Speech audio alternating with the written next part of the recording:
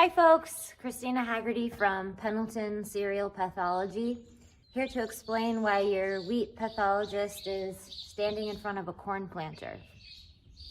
As opportunities to grow corn in your operation increase in the Pacific Northwest, we need to think about managing Fusarium head blight following corn on your wheat crop. With Fusarium in our region, we're familiar with damping off due to Fusarium, which we can manage typically using seed treatments and seeding date. And then also Fusarium crown rot, which we can manage with various cultural practices. Fusarium head blight is caused by the same causal organisms as damping off and crown rot, the same suite of Fusarium. But the risks are quite different. With Fusarium head blight, not only do we have the risk of yield loss, but more importantly, we have risk of mycotoxins entering our food system.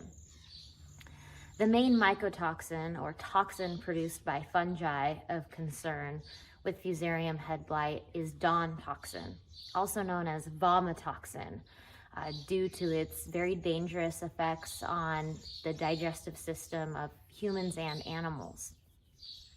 The FDA has very strict guidelines or rules about 1 part per million of vomitoxin, Dawn toxin in the supply chain.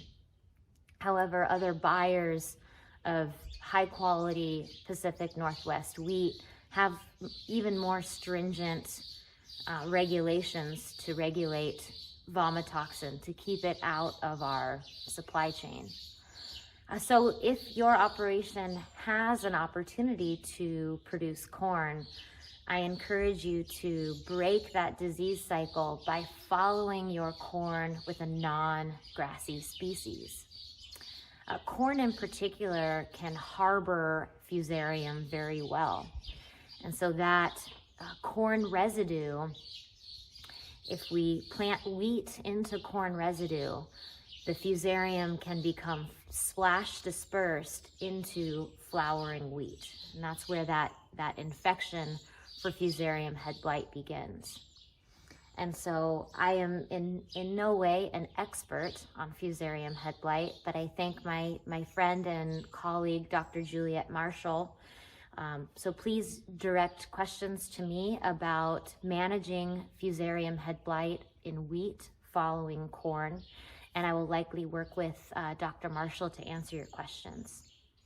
Thank you so much.